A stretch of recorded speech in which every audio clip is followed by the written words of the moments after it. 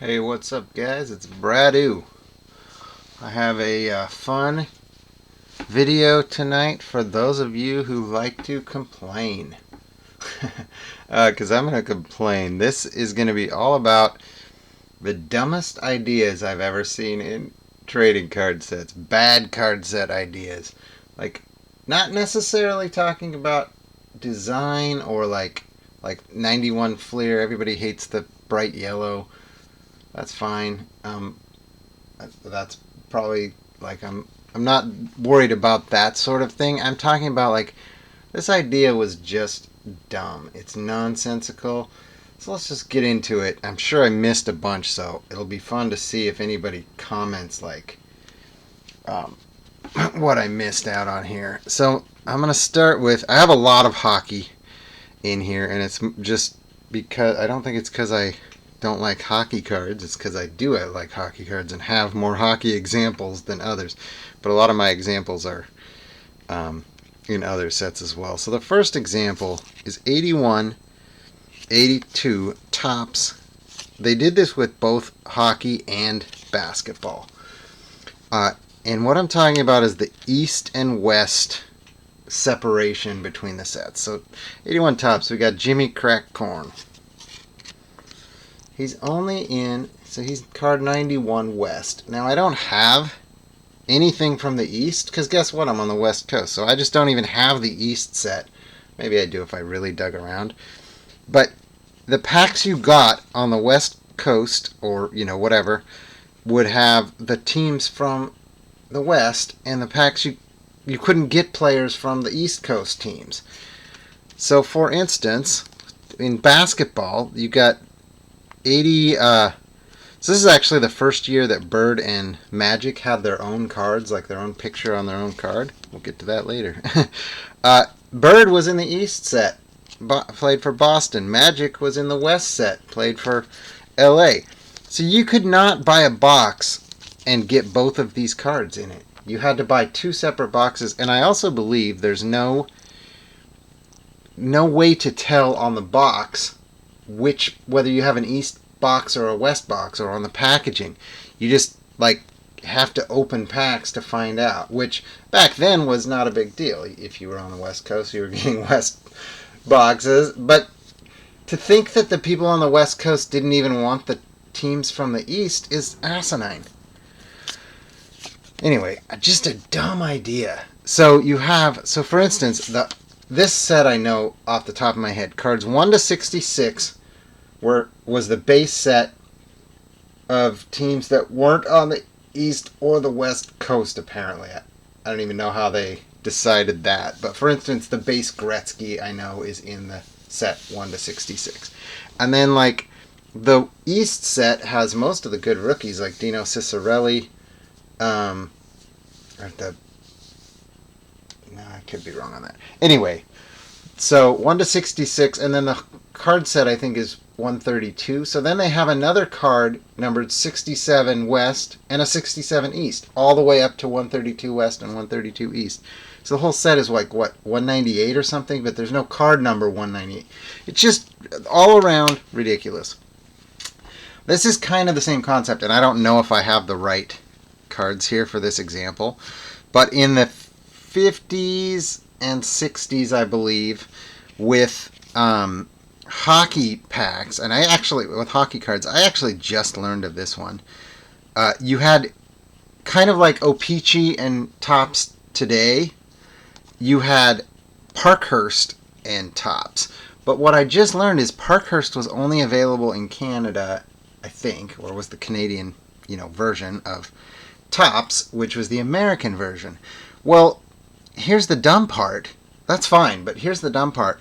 Parkhurst had the teams from Canada. Those were the sets from Canada. So it was Toronto and Montreal. Two teams. The Parkhurst set was 60 cards or something like that. Two teams. And then the top set had the other four teams. It was only 6 teams total.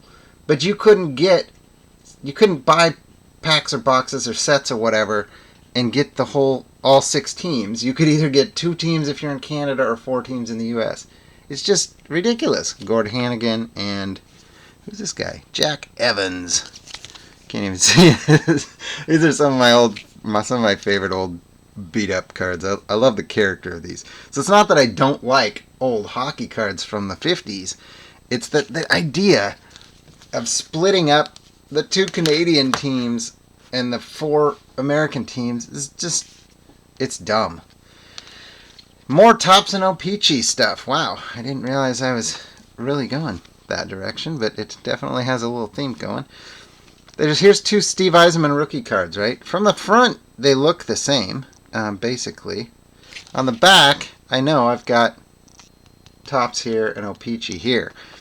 And I'm okay with everything so far, except O-Pee-Chee's card 67, Tots is card 49.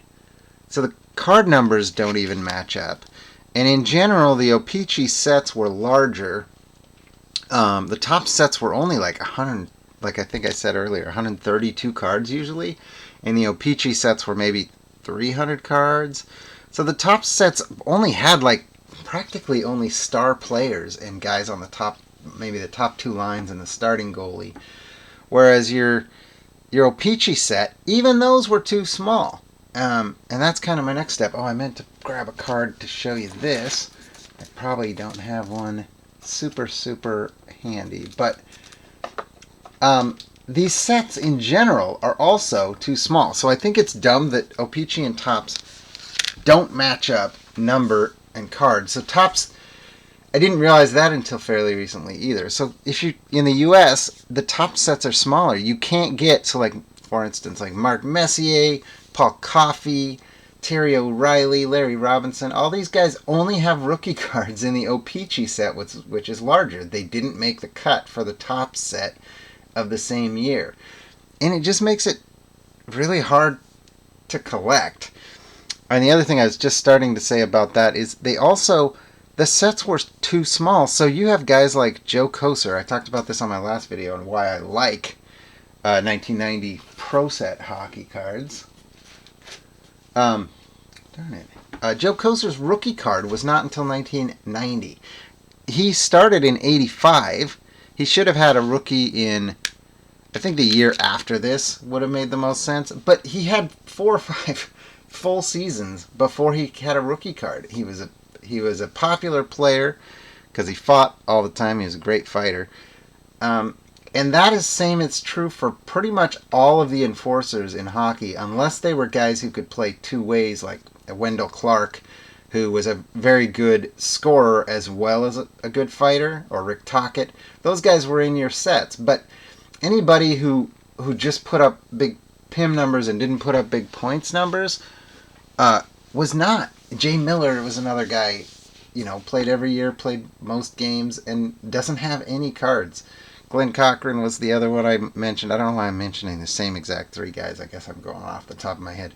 Glenn Cochran doesn't have a hockey card from a Tots or O-Pee-Chee for any regular set. He has like a police card or something, and then a 2002 card from some enforcers set. And it just to me is like, how does a guy like that who's known in hockey not have a card? The sets are too small. I'm a big fan of a large set that features every player you're going to see in a game. Topps Baseball does a good job. 700 cards or whatever, you get all of it. Here's another one, and now we're getting, even though I'm still looking at hockey cards and I'm still looking at O-Pee-Chee versus Topps, this is another area of cards, and that is cards you have to destroy to enjoy. So I have 2 Michel Goulet rookie cards here from Topps. Well, this is how they came in the pack. You've got to scratch off this puck to see that it's Michel Goulet. His name isn't even on the back of the card. You literally have to destroy the value of the card. Now, it was 81. Nobody really thought cards had value, but still, how dumb. You had to scratch it off like a lottery ticket to see who the player was. And yet in O-Pee-Chee, they did not do that. I wish I had an O-Pee-Chee Goulet. I have an O-Pee-Chee, they still didn't put his name on the back. Mike Ramsey, they did not, you did not have to scratch that. See how much cleaner that is compared to this, which has the little bits of black still there? So just a dumb idea. You had to destroy the card to see who the player was. All right, now we're into 80 basketball. So when I was a kid and I went to Baseball Cards and More, I'd take $20, and it was so great. God, I wish I could go back to those days. They had packs from about 76 to 88. So this was in probably 1988, because I can think that was the new set at the time. And my buddy and I would go in and buy. Every pack was between, I think, 50 cents for the brand new stuff. I think it was 60 or 75 cents for the 86 Fleer basketball. Yes. It was when the Jordan card was just being recognized as a rookie, and I don't think they had Beckett price guides yet, but there was some price guide that had it at $6 and then maybe $15 or whatever. So your packs were still really cheap, and the late 70s and early 80s packs were all about $1. There might have been some that were $1.25. But I would go in, and I always skipped this set because I thought it was so dumb. You get 3 tiny little cards, and you're supposed to tear them apart. And there's not really room for anything, much information on the back. And then if you tear them apart, they don't really fit on anything. But if you keep them together, they're in these weird assortment of random players that don't seem to belong together. So I have a Larry Bird rookie. Well, it's his scoring leader, but it's his rookie year, so it's not his rookie base card. Of course, the famous one is the Bird Magic. Both have their base rookie on a card with Julius Erving. But see, this one's destroyed because it was perforated, and somebody actually separated them. So I got it for cheap. That's the good news. But yeah, I avoided this set. My buddy has that Bird Magic Irving card. I want to talk to him about it because he's somebody I don't. I talk to once a year or something like that. But we were childhood friends, and I remember him getting those, and I was always just like, man, I'm not wasting money on that set. It's Bird Magic's rookie year. I didn't know that or care or whatever. But you've got to split the cards, and they're tiny. So half of the cards out there in existence are basically ruined because they're separated. All right, this is something that got real popular in. I wish I had a basketball example, because I know it was in all sports in the mid 90s. This is probably about 96, 95. Eric Daze rookie card, Finest. Now, Finest was cool. That was kind of a groundbreaking idea. People liked the Finest cards. They were shiny and all that. But you have this. Finest Protector. There's a protective plastic thing on here that you're supposed to peel off, and the card looks, when you do, you peel it off and the card looks so nice. But what you have then is the dilemma of a card that either has the protective covering on it, and it's got these dumb letters and words covering the face of the card, or you peel it off to enjoy the beauty of the card, and probably, I'm just assuming, it destroys the value. On that note, there's a 1987-88. Wow, 1997-98, yes. Hockey, Zenith. I don't know if they did this in other sports. I'm only aware of the Zenith, where it was like, I do know that there's been this idea in other sports, but this is the only set I know of off the top of my head that did this. You have a regular sized card, but it's encapsulated by a big card. And you have to decide, if your big card is a common, probably, you're going to rip it open to get to the small card inside and hope that that's a rookie or a star. But if your big card is a rookie or a star, you're probably not going to ever find out what that card is on the inside. And again, you have to destroy the cards to enjoy them. It's a weird gambling concept, I guess, about whether to rip or keep, but I just think it's dumb. Because you're going to end up with no commons that are big, because everybody's going to shred them to get to the small card. And that leads into my next idea, which I didn't actually put these in order, but they're kind of leading into the next thing, which is then you have these big cards. I always have hated big cards. Here's an example. Topps Big Baseball. These are just slightly larger than normal 2.5 by 3.5 inch cards. So at least they fit into card boxes a little bit. If you're putting them in a box like, here's a better example, like this, it's kind of a tight fit, you know. Yeah, it's real tight. It's real tight, right? Even these Topps Big that are just slightly larger. Here's a Bowman Ken Griffey Jr. rookie card. This one's nice. I pulled it out of a pack. It's in real good shape all around. But you can see it's bigger than the penny sleeve. You see that? The penny sleeve doesn't go all the way to the top. And it just barely makes it into the standard size top loader. And I wish I'd pulled this out because within the last 2 days I was going through boxes and I don't know where it is now, which box it was in or whatever.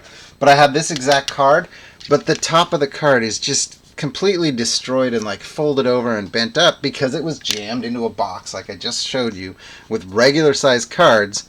So it's sticking out like a sore thumb and getting damaged even though it was in a protective box. So I don't like the oversized cards. There were a couple basketball sets in the 70s that were like that. I can't tell you right offhand. I know one of them was a World Be Free rookie card. Lloyd Free was in one of those oversized sets. And they're bigger. They're a little bit bigger than this one. What I don't like is, what do you do with these big cards? They don't fit in with your other cards. I have so few of them, same with graded stuff, that I end up like laying them on top of my boxes where all my other cards are, so they're just kind of sliding around. It's just, storage is definitely an issue, and they just don't conform to the size. And so I've always thought it was kind of dumb to put these sets out that are not the same size. They're smaller too. Smaller doesn't bother me as much, but the bigger cards for sure. This one's actually a super neat card. Hand cut Bob Turley off of Bazooka. So it's cut with scissors or whatever from a box, a Bazooka gum box, I guess. But it is an oversized card, so it's the only one I had other than Bowman that was big enough to even show you an example of the size that I don't like. And even this is a super cool vintage card, 59. I don't know what the heck I'm gonna do with this. It's huge. Where am I gonna put that thing? So I'm not a big fan of oversized cards. All right, let's see. I actually had some notes here. I want to make sure I didn't miss anything because I know there are some that I don't actually have. Oh, this was one. This was one I thought was a dumb packaging idea. And just putting gum in the packs to begin with is a bad packaging idea. But I once bought what were called grocery packs from 1985 Topps. They were a little smaller than wax packs. I want to say they were like 10 cards in a pack, and they were tightly bound with your it wasn't a wax pack, it was like a plastic wrap. The problem is the gum was put in the middle of the pack. So not only did, if the gum had any sort of melting or moisture, it ruined 2 cards, and it could go through those 2 cards and ruin more cards in the set, but virtually every card in the set, in the pack, was ruined because they were wrapped so tightly around that gum that the top half bowed heavily one way and the bottom half bowed heavily the opposite way. So if you put them into a box, they're not like nice and lined up. Any card that came out of those grocery packs in the 80s is going to be damaged because of the way they were packaged with gum in the middle. So I thought that was worth a mention on this list too. And this last one really is a personal, almost sour grapes thing. I have a box of Tots Gallery. I've done artwork for Tots Gallery, sketch cards. I love Tots Gallery. It's an all artwork set. So as an artist, that's awesome. I just have a pack here to show you. So all of these are original artwork. They're not one-of-ones because the base cards used original artwork. But artists such as myself, I did not do any of these, but I did do one-on-one sketch cards for this. Angel Aviles, Todd Aaron Smith, Dan Berggren, Another Todd Aaron Smith, Carlos Caballero. I know all those artists. We have a nice artist community, kind of, and we all kind of back each other up and stuff. Great artwork. Love the idea. I personally love collecting art. I know most sports collectors are more worried about who is the player on the card, not what the art looks like. But for me, it's about both, and I love an all artwork set. Well, just recently, I want to say with 2022, it might have started in 2021, Tots Gallery stopped doing original art for their base cards, and I haven't even seen them. I just know this. I don't know whether they started using regular old photographs like any other card set, or if they use some kind of like Photoshop filter to kind of cheaply make it look artistic when it's not really like original handmade art. And to me, it's just Tots Gallery. Like, the whole concept of the set is like, it's like an art gallery, right? And you're taking the art out of the art set. I just, to me, the concept is ridiculous. That, like, why even make the set anymore if you don't want it to be about art? Why is there a gallery set? So that's another one. It's not that Tots Gallery is a dumb set. It's fine, but it doesn't make sense if it's not about the art. So it fits my theme for sure. So those are some of my personal least favorite ideas ever in cards. Cards you have to destroy. Cards you can't get anywhere. You can only get them on the East Coast or the West Coast. Cards you have to pull the protection off. Cards you have to pry apart. So, and oversized cards that don't fit in any of your collecting boxes. So I'm really curious to hear what you guys think, if you agree with me on my assessment of those particular ideas, and also what would you add? What did I miss? I'm sure I missed some where, like, I'll go, oh yeah, definitely should have added that in. So yeah, guys, I hope you enjoyed the video. Sorry I did so much complaining today. I usually try and be a positive person with a positive outlook. But yeah, today it's all about complaining. So check out my next video. Hopefully it'll be a little bit more upbeat. Thanks for watching. I'm Brad Oo.